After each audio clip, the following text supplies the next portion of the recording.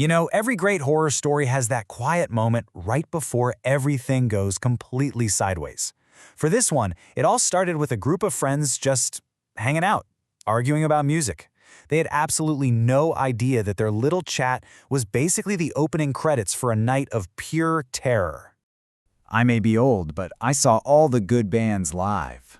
Huh, just a casual little boast, dropped in the middle of a debate about whether Evanescence holds up against Pearl Jam. It's this really comfortable, nostalgic moment. And it's pretty much the last one they'd have before their night just completely spiraled out of control. See, here's the thing. This wasn't just any friendly get-together. This was actually a session from a tabletop role-playing game. It's a story about a group of vampires trying to survive in the modern world. And on this one night, the line between the game and reality, well, it was about to get terrifyingly blurry for everyone involved. So, let's set the scene. We're in Portland, but it's not the Portland you're probably picturing. This city is just on edge. There are these weird power failures happening all over. Traffic is a complete nightmare. It feels like the whole place is about to fall apart. It's the perfect tense setting for a group of vampires to start their night. And to really get a feel for this pressure cooker of a city, we're going to follow just one of these vampires, a guy named Stefan.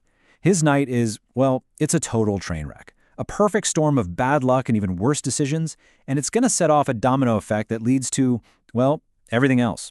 Okay, so it all kicks off with a hunt gone wrong. Stefan finds this wealthy target, thinks he's hit the jackpot, but nope, the blood's tainted. In this flash of pure vampiric rage, he just decks the guy, knocks him out cold, and right there, that's the first domino. Now he's got to do this messy cover-up, right?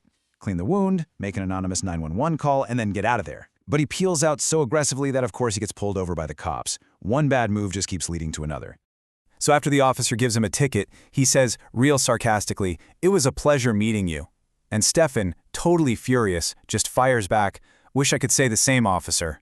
Oof, you can just feel the contempt. His night is already a disaster and it is far from over. So while Stefan's personal chaos is bubbling over, the rest of his crew, his coterie, they get a text. Time to meet up. And the spot they pick? This seedy little strip club on the edge of town. Yeah, not exactly a calming atmosphere. And when they all get there, the difference between them is just night and day.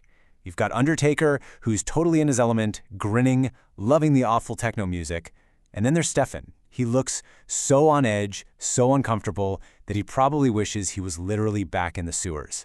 The tension in that room is thick. So why are they in this dive bar? Well, they've got a mission. They need to track down this mysterious hunter, a woman named Cynthia. The word is she operates out of an abandoned nature park nearby. They need her help, and this is their only lead. So the group heads over to Powell Butte Nature Park. Now picture this. It is the dead of night. The place is completely deserted. It's just this patch of dark, wild forest smack in the middle of a suburb. The parking lot is empty. The air is still. You just know something awful is about to happen. And things go from 0 to 100 fast. They've been there for maybe 5 minutes when they feel it. Something else is here, and it's not a vampire. Their friend Matt ducks down to get a better look and just vanishes. Gone, into the tall grass. A second later, his body comes flying out of the darkness, sailing right over their heads. And then they see it. Stepping out of the shadows is something straight out of a nightmare. It's this 6-foot-tall horror, some kind of grotesque mix of a human and a rat.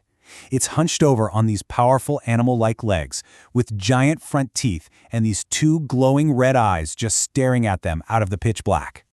One of the vampires, Zane, doesn't even hesitate. He just opens fire. The gunshot is deafening in the silence of the park, but it does nothing. The bullet hits and the creature barely even flinches. Okay, so shooting it is not going to work. Seeing the danger, Undertaker's dog Rex, a German shepherd, just launches himself into the fight. He leaps at the monster, sinks his teeth deep into its arm. The creature actually yelps in pain, its attention now totally locked on this dog hanging off its limb. And that's the opening Undertaker needed. While the monster's distracted, he rushes in, claws out, and just tears into the creature's chest. It's a brutal, vicious attack, and it sends the beast stumbling backward. At that exact same moment, their friend Kalinda uses Undertaker's back like a springboard, launching herself into the air for this insane roundhouse kick right to the monster's head. The force of all three of them, the monster, Undertaker, and Rex, sends them all tumbling out of the light and into the darkness. But just when it seems like they might actually have this thing on the ropes, the whole encounter takes a sharp, terrifying turn. The physical fight is over, and it's replaced by something way, way weirder and a whole lot more horrifying. Suddenly, this impossibly loud squeaking sound fills the air. It's like 1,000 rats are screaming directly inside their skulls. It's this sonic attack that just paralyzes everyone. Kadena grabs her head in pain. Rex starts whimpering and collapses. The fight just stops. And in the dead silence that follows, something truly awful happens. They see a single rat climb up Kinda's leg, then another and another, until this living tide of rats just swarms over her.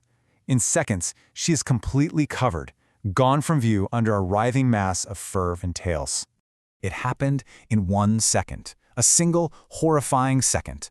One moment she's there, covered in rats. The next, the pile of rats just sort of collapses like there was nothing holding it up anymore. She was just gone.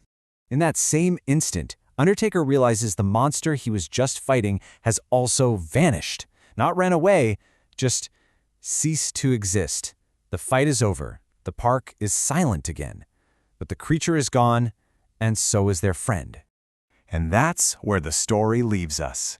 An ally has vanished into thin air, taken by a monster that can apparently just disappear. It leaves you with a really chilling question, doesn't it? What happens when a group of powerful vampires suddenly realizes they aren't the most dangerous things out there in the dark? What happens when the hunters become the hunted?